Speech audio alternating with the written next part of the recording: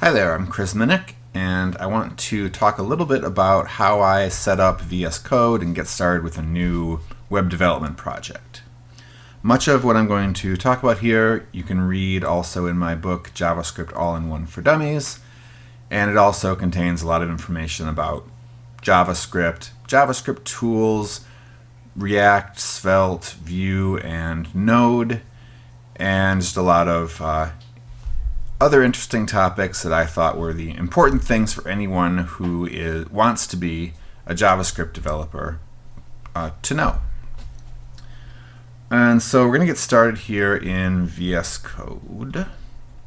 And when you start up VS Code, you may see the welcome screen here as well. You probably will, and you can access that somewhere, but you don't need it. The welcome screen just has a lot of shortcuts. Everything that you can do on the welcome screen, you can do without the welcome screen. So if I'm setting up a new computer, the way I'll do it is one thing I'll do. I'll go to the hard drive here, the C drive, and then into users, and then my user directory, and I'll create a folder called code. And in there I put a folder called source, and in there I put a folder called GitHub, or sometimes some other code repository, but usually I'm storing things in GitHub. And then in there, the username of wherever the folder is that I'm working with, the project I'm working with. So in this case, it's one of my projects. It's located at github.com and Chris Minnick. And then I'll make a folder named after the project there. And so this just corresponds to how it is on GitHub, and you can go to GitHub. There we go. github.com/Chris Minnick. And you'll see in here a list of repositories, but this one I'm going to be working with is JavaScript All-in-One.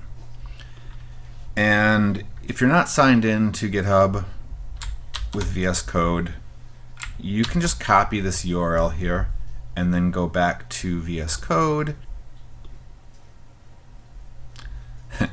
Alright, go to the Explorer, click on Clone Repository, and then you can paste in the URL for the repository, and it's going to ask you where you want to save it, and you're going to save it into your code directory.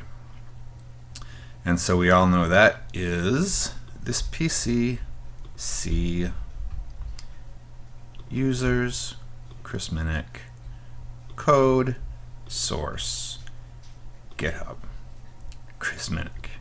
It's a lot of directories, but on my other machine where I have a lot more projects, then this keeps things organized and I'm able to find things when I need them.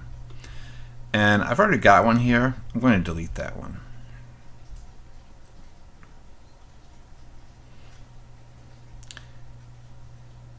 And okay, there we go. And so then I can do select as repository destination. It's going to clone it, and then it should ask me whether I want to open that.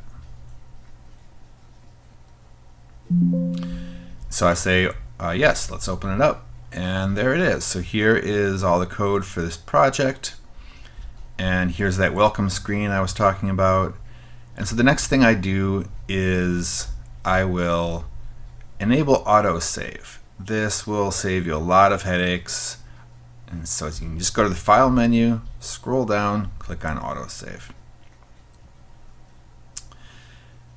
And once that's done, then we're going to set up a code formatter, which is going to make it so that you don't have to worry about indentation and where lines break and all of that. And it also will refuse to format your code if there's a syntax error. So it's a good way to find out about syntax errors as well.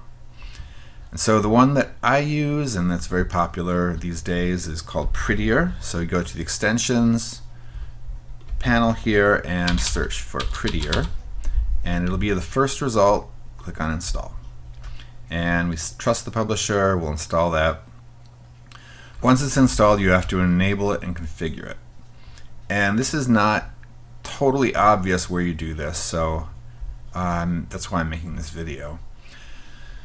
Go to the File menu, and then to Preferences, and then to Settings. You can also get here by pressing Control, and this is what I recommend you start doing going forward. Click on Settings, and then up here in the search for Formatter, and you'll see right here, Default Formatter. You should select Prettier, and then